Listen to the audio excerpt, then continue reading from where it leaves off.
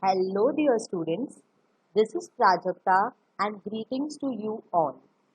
I hope you have understood the first two topics of the chapter chemical reactions and equations. And today we will be beginning with topic number 3, that is displacement and double displacement reactions. So let's get started. I hope you all remember that there are four types of chemical reactions, and they are combination, decomposition, displacement, and double displacement reaction. So here we are with our third type, that is the displacement reaction, also called as single displacement reaction. So let us understand this with the help of a general equation. Suppose a substance A reacts with a substance BC to form B and AC as the product. So students, here what is actually happening is that A is removing B from BC and A is taking place of B to form AC as one of the product, whereas B is getting displaced and forming another product. I repeat, A is removing B from BC and A is taking its position, which is forming AC as the product, whereas B, which was displaced by A, is forming another product. So this is an example of displacement reaction. Students, the exact meaning of the word displace is take position of or take place of. किसी का जगह लेना, take place of. So here A is taking place of B, and hence as only one reactant is taking place of another element here. So hence it is also called as a single displacement reaction. Very good. Now let us understand it with the help of an actual chemical equation. Yes, the equation is in front of you all. Mg plus CuSO4 gives Cu plus MgSO4. So students, here what is happening? Mg is removing Cu from CuSO4 and it is taking its position to form MgSO4, whereas Cu, which was getting displaced by Mg, is forming as another product. Great. So what do you mean by displacement reaction or a single displacement reaction? When an element displaces another element from its compound, it is called as a single displacement reaction. So here the element Mg is displacing Cu from its compound CuSO4 and forming MgSO4, whereas Cu is getting displaced. So this is a single displacement reaction. Yes, so this was our chemical reaction before. What if Cu and MgSO4 reacts? Yes, now this was our reaction before, Mg plus CuSO4. What if it is the reverse? That is Cu plus MgSO4. Will the same thing happen? Will a similar thing happen? That is, will Cu displace Mg and form CuSO4?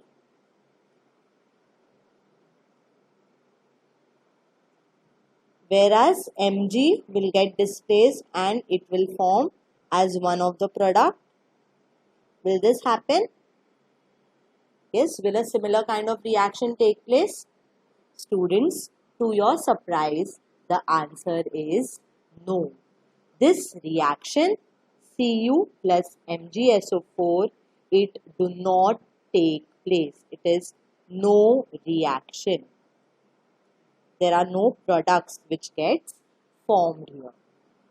Actually, in a displacement reaction, the more reactive element displaces a less reactive element from its compound. I repeat, an element which is more reactive, it displaces the less reactive element. So students, from Mg and Cu, as this reaction is actually taking place, the more reactive element is Mg. So Mg is more reactive than Cu. Okay, and hence it is able to displace copper, and so it is forming MgSO4 and copper. So as copper is not more reactive than Mg, this reaction will not take place. Now students, you must be wondering that how we will come to know if an element is more reactive or less reactive, isn't it? Yes, so for your help, we have this reactivity series, which is also called as activity series. Now to remember this, you have to remember this sentence. Please stop calling me a zebra. Instead, try learning how copper saves gold, platinum.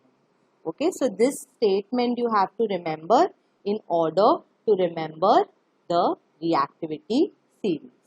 Okay, now what this reactivity, what this statement means and how is this connected to our elements. So here, every first letter of the word, it has a hidden element in it. Okay, so let us decode it how. So please, P stands for potassium. The symbol is K. Okay, now students, here the symbol of potassium is not P, but it is K. So we are not dealing with the symbols here.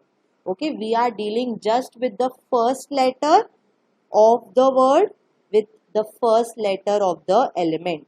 I repeat, P is not the symbol of potassium. P is the symbol of phosphorus, whereas the symbol of potassium is K. Clear? Okay. Chalo. Now let us go to other words also. Stop. S stands for sodium. Again, the symbol is not S for sodium, it is Na. We are just dealing with the first letter and the first letter of the element. Okay. Calling, C, it is calcium.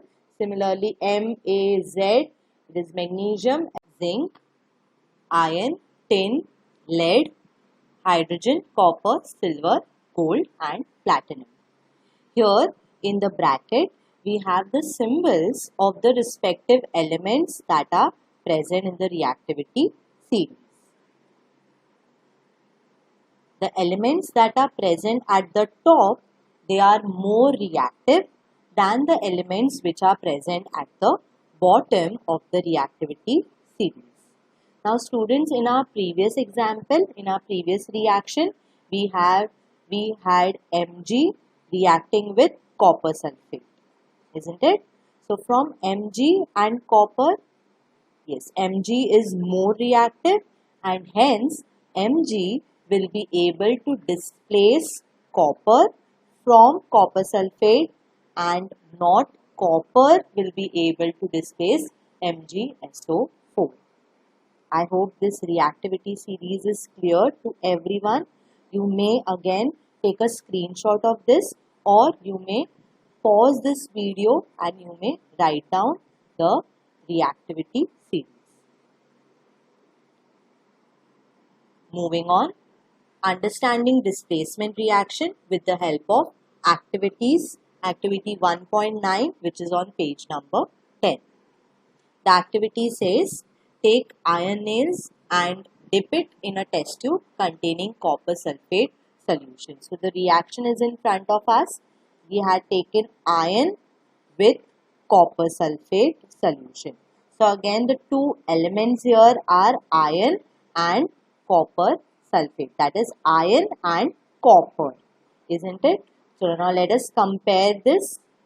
Okay, so we have the reactivity series here, iron and copper. Yes, so iron is more reactive than copper because iron is, it is placed up and the copper is placed below, isn't it? Yes, so iron is more reactive than copper. Brilliant. So now as iron is more reactive than copper, this reaction will take place. So Fe plus CuSO4, so Fe will displace copper and it will form FeSO4, and copper will get displaced to form elemental copper. Okay, so students, I hope you all remember that we have discussed the observations here are very important. Color of the respective solution or the elements or the compounds that are formed, that is also very important. So let us see the color of copper sulfate. Yes, so copper sulfate here, students, the color is, yes, you can see here the color.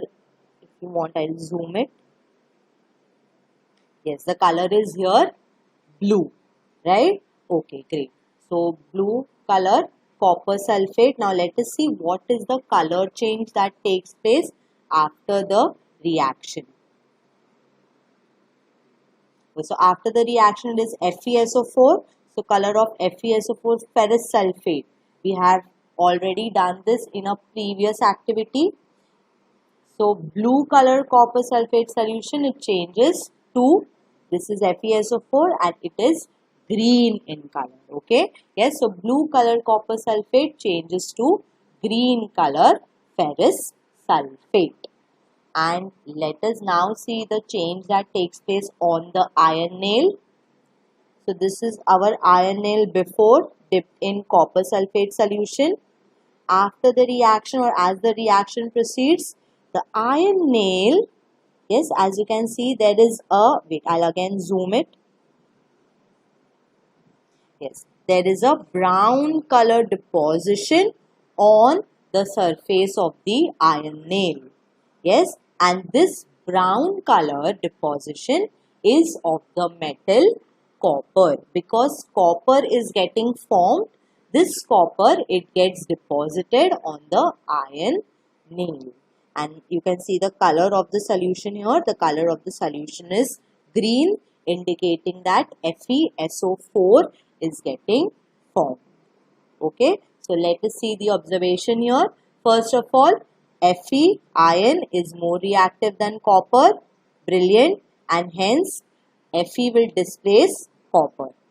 Next, blue color copper sulfate, it fades, it slowly becomes light and light, and it changes to green color FeSO4 solution as the reaction proceeds.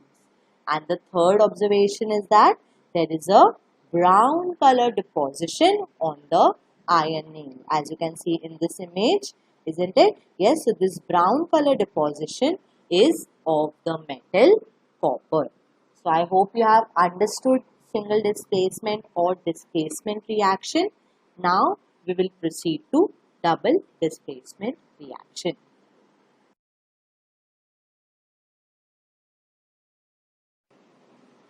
The fourth type of chemical reaction is the double displacement reaction.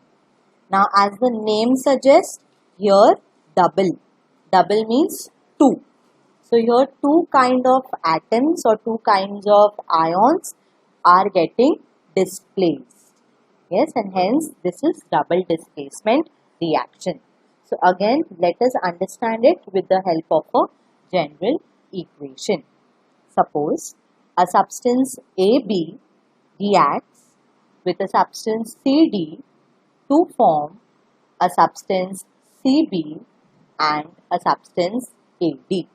Okay, so here what is actually happening is, students, A is displacing C, yes, and A is taking place of C to form AD as one of the product. Similarly, C is displacing A, yes, and C is taking place of A and forming CB as another product. I repeat again, A is taking place of C and C is taking place of A, or A is displacing C, similarly C is also displacing A. So here both type of atoms or both type of ions are getting displaced, yes, and hence it is called as a double displacement reaction. So let us understand this with the help of a chemical reaction. So our reaction is AgNO3, that is silver nitrate, reacting with NaCl, that is sodium chloride, to form AgCl, that is silver chloride, plus NaNO3, that is sodium nitrate. So here again Ag is displacing Na and it is forming AgCl. Similarly, Na is also displacing Ag and it is forming NaNO3. So both Ag and Na are displacing each other. Silver, sodium both are displacing each other, and hence it is called as a double displacement reaction. So let us see the definition of double displacement reaction. When in a reaction, two different atoms or group of atoms or ions are exchanged, it is called as a double displacement reaction. Brilliant. Understanding double displacement reaction with the help of activity 1.10, which is on page number 11. The activity says, take a small quantity of sodium sulfate in a test tube and mix it with small quantity of barium chloride. So we are going to mix sodium sulfate solution with barium chloride solution, and now let us see what happens with the help of a chemical equation. So this is a chemical equation in front of you. Barium chloride when reacted with sodium sulfate, so what happens is, as this is a double displacement reaction, barium displaces sodium and sodium also displaces barium to form sodium chloride and barium sulfate. Now students, as you can see, this barium sulfate is solid in state. So this barium sulfate, it gets formed as a white color solid, a white color insoluble substance, and it is called as a precipitate.